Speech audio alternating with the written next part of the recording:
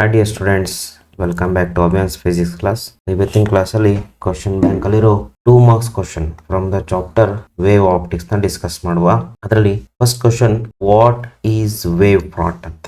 It is wave front. Wave front ಅಂದ್ರೆ it is the locus of joining all the points which are vibrating in same phase. It's called wave front. ಅಂದ್ರೆ same phase ಅಲ್ಲಿ vibrate ಆಗ್ತಿರೋ ಎಲ್ಲ ಪಾಯಿಂಟ್ಸ್ನ join ಮಾಡಿದ್ರೆ ನಿಮ್ಗೊಂದು structure ಬರ್ತದೆ. ಆ ಸ್ಟ್ರಕ್ಚರ್ನ ನಾವೇನಂತ ಕರಿತೀವಿ ಅಂದ್ರೆ ವೇವ್ ಫ್ರಂಟ್ ಅಂತ ಕರಿತೀವಿ. Next question, name the wave front. Name ಮಾಡಬೇಕು ವೇವ್ ಫ್ರಂಟ್ ಯಾವಾಗ emitted by point source which are at A small distance. ಅಂತಂದ್ರೆ ಲೈಟ್ ಸೋರ್ಸ್ ಇದೆ, ಒಂದು ಪಾಯಿಂಟ್ ಲೈಟ್ ಸೋರ್ಸ್ ಇದೆ, ಅದ್ರದ್ದು ವೇವ್ ಫ್ರಂಟ್ ಹೇಗೆ ಬರುತ್ತೆ ಅಂತ ನೇಮ್ ಮಾಡಬೇಕು. ಸೊ ನೇಮ್ ಮಾಡಕ್ ಹೇಳಿದರೆ ನೇಮ್ ಮಾಡೋಣ. At smaller distance it's looks like spherical wave front. Answer is spherical wave front. Spherical wave front ಅಂದ್ರೆ ಹೀಗಿರುತ್ತೆ ನೋಡ್ರಿ. ಒಂದು ಲೈಟ್ ಸೋರ್ಸ್ ಅನ್ಕೊಳ್ಳಿ, ಇದರಿಂದ ಹೋಗ್ತಕ್ಕಂತ ಇದ್ರ ಸುತ್ತ ಇರ್ತದೆ, ಹೌದಾ? ಸೊ ಸೇಮ್ ಫೇಸ್ ಅಲ್ಲಿರೋನೆಲ್ಲ ಜಾಯಿನ್ ಮಾಡಿದ್ರೆ ನಿಮ್ಗೆ ಸುತ್ತ ಹೆಂಗ್ ಕಾಣಿಸುತ್ತೆ? It looks like sphere. 2 dimension ಆದ್ರೆ 2 ಡೈಮೆನ್ಷನ್ ಅಲ್ಲ, ಅದು 3 dimension. So 3 dimension it looks like a sphere. ಹಾಗಾಗಿ so the wave front is spherical wave front. Next question, what is the shape of wave front ಅಂತ ಕೇಳಿದರೆ each of the following cases. ಒಂದು, light emerging out of convex lens when point source is placed at the focus ಅಂತೆ. Very important ಇದು. Point source ಅನ್ನ focus ಹತ್ರ ಇಟ್ಟರೆ ನಮಗೆ wave front emergent ಅಂದ್ರೆ refracted wave front. Light emerging ಅಂತ ಹೇಳ್ತಾರೆ ನೋಡ್ರಿ, ಆಚೆ ಬಂದಿದ್ ಲೈಟ್ ಅಂದ್ರೆ ರಿಫ್ರಾಕ್ಟೆಡ್ ಲೈಟ್ ರೇನ ವೇವ್ ಫ್ರಂಟ್ ಬರಿಬೇಕು. ಬಟ್ ಇಲ್ಲಿ ಪಾಯಿಂಟ್ ಸೋರ್ಸ್ ಅಲ್ಲಿ ಇಟ್ಟಿದ್ದಾರೆ, ಫೋಕಸ್ ಹತ್ರ ಇಟ್ಟಿದ್ದಾರೆ. ಹಾಗಾದ್ರೆ ನಿಮಗೆ ಡಯಾಗ್ರಾಮ್ ಬರೆದ್ರೆ ಹೆಂಗ್ ಕಾಣುತ್ತೆ, ಹೌದಾ? This is principal Axis. This is a point source which is placed at focus. ಅವರೇ ಕೊಟ್ಟಿದ್ದಾರೆ ನೋಡ್ರಿ, point source placed at focus. ಹಾಗಾದ್ರೆ ಲೈಟ್ ರೇ ಹೀಗೆ ಬರುತ್ತಾ? ಸೊ ಒಂದ್ ಲೈಟ್ ರೇ ಹೀಗೆ ಹೋಗುತ್ತಾ? ಲೈಟ್ ರೇ ಏನ್ ಫೋಕಸ್ ಹತ್ರ ಇಟ್ರೆ refracted light rays they become parallel. ಹಾಗಾದ್ರೆ ಇದಕ್ಕೆ ವೇವ್ ಫ್ರಂಟ್ ಬರೆದ್ರೆ ನೋಡ್ರಿ, ವೇವ್ ಫ್ರಂಟ್ ಬರೆಯೋ ಮೆಥಡ್ ಹೇಗೆ ಅಂತಂದ್ರೆ ಎಲ್ಲ ಲೈಟ್ ರೇಸ್ಗೂ ಪರ್ಪೆಂಡಿಕ್ಯುಲರ್ ಡ್ರಾ ಮಾಡಬೇಕು. ಯಾಕೆಂದ್ರೆ ವೇವ್ ಫ್ರಂಟ್ ಯಾವಾಗಲೂ ಪರ್ಪೆಂಡಿಕ್ಯುಲರ್ ಆಗಿರುತ್ತೆ. ಪರ್ಪೆಂಡಿಕ್ಯುಲರ್, ಪೆಂಡಿಕ್ಯುಲರ್, ಪರ್ಪೆಂಡಿಕ್ಯುಲರ್. ಇವು ಮೂರನ್ನು ಜಾಯಿನ್ ಮಾಡ್ಕೊಳ್ಳಿ. ಮೂರನ್ನು ಜಾಯಿನ್ ಮಾಡಿದ್ರೆ ಹೆಂಗ್ ಕಾಣುತ್ತೆ ನಮಗೆ? Looks like plane wave front. ಹಾಗಾದ್ರೆ ಫಸ್ಟ್ ಒನ್ಗೆ option plane wave front. Okay. ಹಾಗೆ ಸೆಕೆಂಡ್ ಒನ್ ಏನಿದೆ, portion of wave front of light from a distant stars intercepted by the earth ಅಂತ. ಅಂದ್ರೆ part of the wave front from the distant star. Distant star ಅಂದ್ರೆ ತುಂಬಾ ದೂರದಿಂದ, ಇಲ್ಲೊಂದೆಲ್ಲೋ ದೂರದಲ್ಲಿದೆ, ಇದು ಅರ್ತ್ಗೆ reach ಆದಾಗ ಅದರಿಂದ ಬರ್ತಕ್ಕಂಥ ಲೈಟ್ ರೇಸ್ ನಮ್ಗೆ ಹೇಗಿರುತ್ತೆ? ಆಲ್ಮೋಸ್ಟ್ ಪ್ಯಾರಲಲ್ ಇರುತ್ತಲ್ಲ. ಓಕೆ. ಸೊ ಡಿಸ್ಟೆಂಟ್ ಆಬ್ಜೆಕ್ಟ್ ಇಂದ ಬರ್ತಕ್ಕಂಥ ಲೈಟ್ ರೇಸ್ ಆಲ್ವೇಸ್ ಪ್ಯಾರಲಲ್. ಇದಕ್ಕೆ ನಾವು ವೇವ್ ಫ್ರಂಟ್ ಬರೆದ್ರೆ ಹೆಂಗ್ ಕಾಣುತ್ತೆ? It is again plane wave front. So second ಒನ್ಗೆ ಕೂಡ ಆಪ್ಷನ್ ಏನು? Plane wave front. ನೀವು ಡಯಾಗ್ರಾಮ್ ಬರೆಯೋ ಅವಶ್ಯಕತೆ ಇಲ್ಲ, just you need to name it shape of the wave front. Okay. Next, okay, the next question, right the conditions for constructive interference. Constructive interference condition ಬರೀಬೇಕು in terms of phase difference. Okay, very simple question.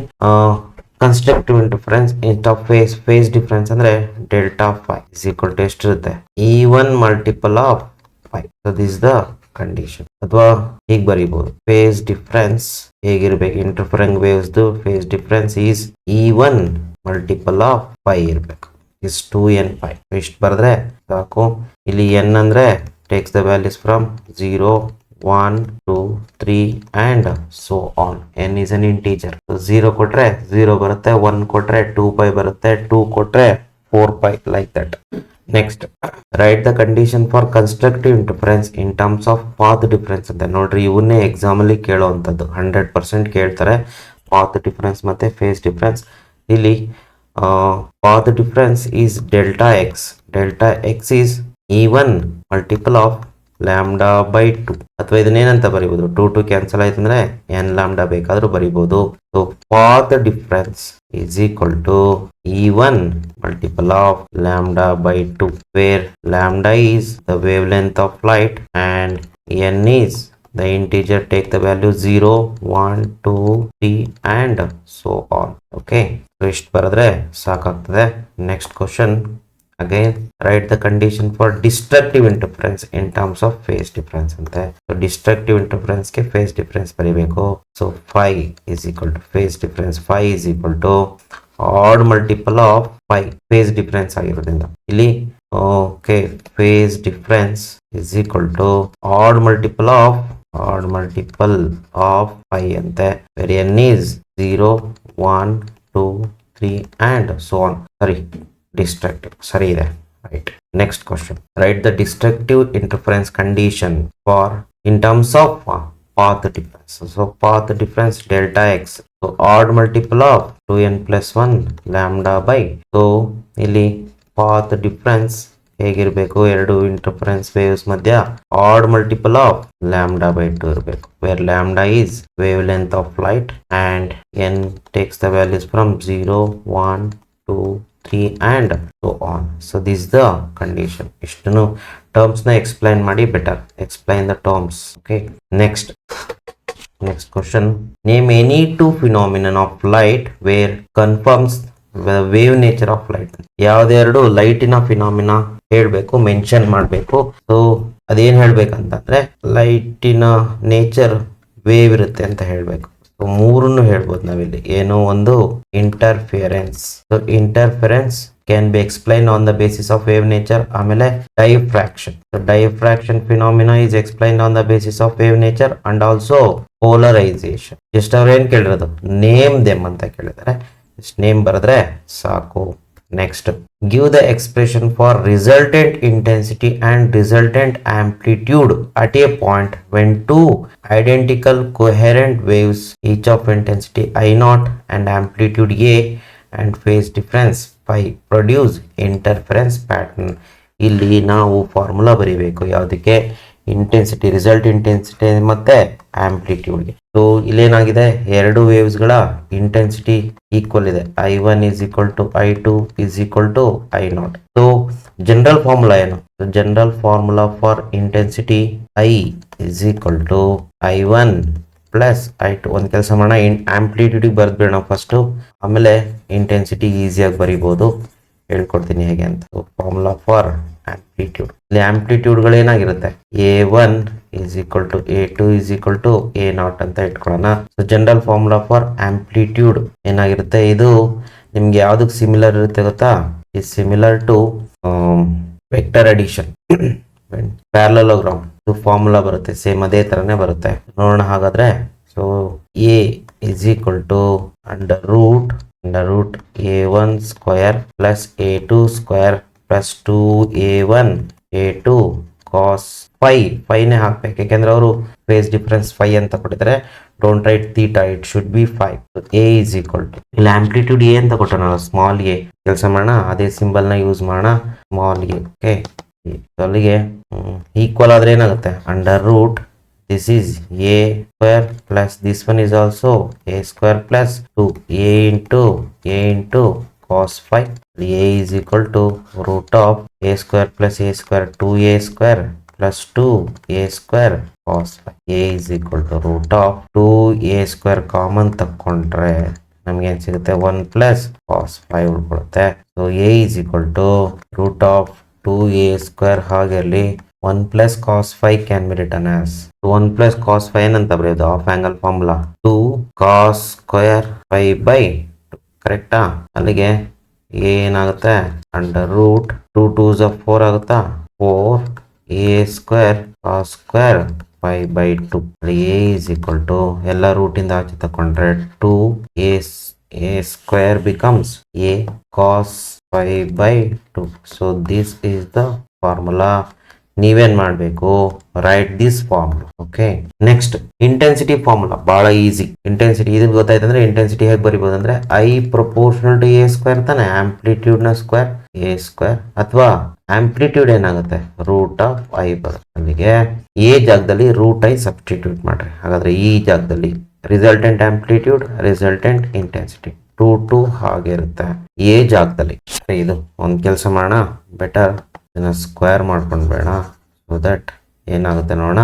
So it will become a square is equal to 4a square cos square 5/2. So a square ಜಾಗದಲ್ಲಿ ಏನಂತ ಬರಿಬೋದು, capital I ಬರಿಬೋದಾ, resultant intensity 4 ಆಗಿರುತ್ತೆ. Small a ಜಾಗದಲ್ಲಿ small a ಅಂದ್ರೆ ಇದು amplitudes of individual waves I naught a square I naught cos square 5/2.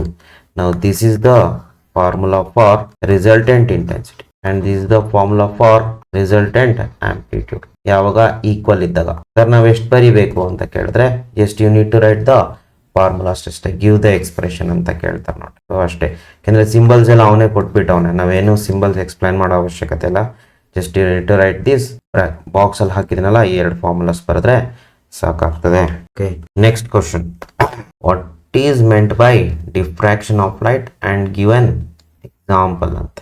ಡೈಫ್ರಾಕ್ಷನ್ ಅಂದ್ರೆ ಏನು, ಅದಕ್ಕೆ ಎಕ್ಸಾಂಪಲ್. ಡೈಫ್ರಾಕ್ಷನ್ ಆಫ್ ಲೈಟ್ ಅಂತಾನೆ ಪರ್ಟಿಕ್ಯುಲರ್ ಆಗಿ ಕೇಳೋನೆ. ಸೊ ಡೈಫ್ರಾಕ್ಷನ್ ಆಫ್ ಲೈಟ್ ಅಂದ್ರೆ ಏನಂತಂದ್ರೆ, ಲೈಟ್ ಏನಾಗುತ್ತೆ ಎಡ್ಜಸ್ ಗೆ ಹೊಡೆದು ಏನಾಗುತ್ತೆ ಬೆಂಡ್ ಆಗುತ್ತೆ ಮತ್ತೆ ಸ್ಪ್ರೆಡ್ ಆಗುತ್ತೆ light waves around the edges of a small obstacle. So ಮತ್ತೆ ಇದೇನಾಗುತ್ತೆ ಜಿಯೋಮೆಟ್ರಿಕಲ್ ಶಾಡೋದಲ್ಲಿ it's encroachment in a geometrical shadow ಅಂತ ಹೇಳ್ತಾರೆ. ನಾನು ಆಲ್ರೆಡಿ ಇಲ್ಲಿಸ್ಟ್ರೇಷನ್ ಹೇಳಿದ್ದೆ ಪ್ರೀವಿಯಸ್ MCQs ಅಲ್ಲಿ, ಅದನ್ನೇ ಇಲ್ಲಿ ಡೆಫಿನೇಷನ್ ಬರೀಬೇಕು, ಹೇಗೆ ಬರೆಯೋದು ಅಂತ ಹೇಳ್ಕೊಡ್ತೀನಿ ನೋಡಿ. ಬೆಂಡಿಂಗ್ ಆಫ್ ಲೈಟ್ ರೇ ಇಲ್ಲಿ around the edges of a small obstacle and bend ಆದ್ಮೇಲೆ ಏನಾಗುತ್ತೆ ಸ್ಪ್ರೆಡ್ ಆಗುತ್ತೆ and it's encroachment in a geometrical shadow is called diffraction of light. ಅದಕ್ಕೊಂದು ಎಕ್ಸಾಂಪಲ್ ಕೊಡ್ರಿ ಅಂತ ಕೇಳ್ತಾನೆ ನೋಡ್ರಿ. Examples of diffraction. ಇದಕ್ಕೆ ಬೆಸ್ಟ್ ಎಕ್ಸಾಂಪಲ್ CD ಅಥವಾ DVD ಮೇಲೆ ಏನಾಗುತ್ತೆ rainbow colours appears on CD or DVD when light falls on it. So ಅದೇ best example for diffraction of light. Okay, next question number 10. Mention the condition for diffraction minima and secondary maxima ante. So condition for diffraction minima and secondary maxima. So condition for diffraction minima and secondary maxima. Diffraction minima ಕೇಳಿದಾನೆ, just ಇನ್ನೊಂದು secondary maxima ಕೇಳಿದಾನೆ. Okay, so condition for this one is ಇಲ್ಲಿ diffraction minima condition ಗೆ path difference ಎಷ್ಟು ಬರುತ್ತೆ ಅಂತಂದ್ರೆ, path difference ಇದನ್ನ a sine theta ಅಂತಾನೂ ಬರೀತಾರೆ. Path difference is equal to n lambda for minima n lambda where n takes the values from 1 2 3 and so on. This is the condition for minima. And for secondary maxima path difference condition ಅವನೇನು mention ಮಾಡಿಲ್ಲ path difference phase difference ಅಂತ. So generally path difference ಬರೀತೀವಿ a sin theta is equal to 2n plus 1 lambda by 2. Again the n value will be 1 2 3 and so on. This is the condition. Okay, lambda by ಈ terms plain ಮಾಡಿದ್ರೆ ಮಾಡ್ಬೋದು, otherwise ಬಿಡ್ಬೋದು, ಯಾಕೆಂದ್ರೆ ಇದು mention ಅಂತ ಕೇಳೋದ್ರಿಂದ no problem. Okay, so better ಯಾವುದೇ formula ಬರೆದ್ರು ಟರ್ಮ್ಸ್ ನ ಎಕ್ಸ್ಪ್ಲೇನ್ ಮಾಡಿ best. Next, right the expression for Malus law of polarisation and explain the terms ಅಂತೆ. ಸೊ ಮ್ಯಾಲ್ಯೂಸ್ ಲಾ ಏನ್ ಕೇಳಿದ್ರೆ ಮ್ಯಾಲ್ಯೂಸ್ ಲಾದು ಎಕ್ಸ್ಪ್ರೆಷನ್ ಕೇಳಿದಾನೆ formula. According to Malus law I is equal to I0 into cos square theta. So this is the formula for Malus law. ಇಲ್ಲಿ terms explain ಮಾಡಿ ಅಂತ ಕೇಳಿದಾನೆ. ಇಲ್ಲಿ I ಅಂದ್ರೆ ಏನು, I0 ಅಂದ್ರೆ ಏನು, ಥೀಟಾ ಅಂದ್ರೆ ಏನು, ಅದೇ ತಾನೇ ಇರೋದು. ನೋಡ್ರಿ, ಇಲ್ಲಿ I0 ಅಂದ್ರೆ 2 ಪೋಲರೈಸರ್ ಮತ್ತೆ ಅನಲೈಸರ್ ಇರುತ್ತೆ. ಇಲ್ಲಿ ಬರ್ತಕ್ಕಂಥ ಲೈಟು ಯಾವ್ದ್ರಿಂದ, ಪೋಲರೈಸರ್, ಇದು ಅನಲೈಸರ್. ಪೋಲರೈಸರ್ ಇಂದ ಬರ್ತಕ್ಕಂಥ ಲೈಟು I0 ಇರುತ್ತೆ. ಇಲ್ಲಿ ಅನಲೈಸರ್ ಮೂಲಕ ಬರ್ತಕ್ಕಂಥ ಲೈಟು I ಇರುತ್ತೆ ಯಾವಾಗ್ಲೂ ಅಷ್ಟೇ. ಸೊ ಅನ್ಪೋಲರೈಸ್ಡ್ ಲೈಟ್ ಇಲ್ಲಿ ತಗೊಳ್ಳೋದಿಲ್ಲ ನಾವು. ಸೊ ಇದು I0 is the polarized light. So I is the light transmitted through analyzer. So theta ಅಂದ್ರೆ angle between the path axis of planes of the polarizer and analyzer. ಬರೆಯೋಣ ನೋಡಿ, ಬರೀತೀನಿ ನೋಡಿ. I is the intensity of light through analyzer. So I0 is the intensity of light through polarizer, not original light in intensity, ಅದು ಬೇರೆ ಇರ್ತದೆ. Okay, theta ಅಂದ್ರೆ angle between the planes of polarizer and analyzer. So planes of polarizer and analyzer, and this is the formula for Malus law. Next question, okay, so ಇಲ್ಲಿಗೆ 2 marks questions complete ಆಗುತ್ತೆ. Next ವಿಡಿಯೋದಲ್ಲಿ 3 marks questions ತಗೋಣ. So video ಇಷ್ಟ ಆಗಿದ್ರೆ ವಿಡಿಯೋನ like ಮಾಡಿ, share ಮಾಡಿ, subscribe ಮಾಡಿ. Thank you for watching. Next ವಿಡಿಯೋದಲ್ಲಿ ಸಿಗೋಣ 3 ಮಾರ್ಕ್ಸ್ ಕ್ವಶನ್ ಒಂದಿಗೆ. Thank you.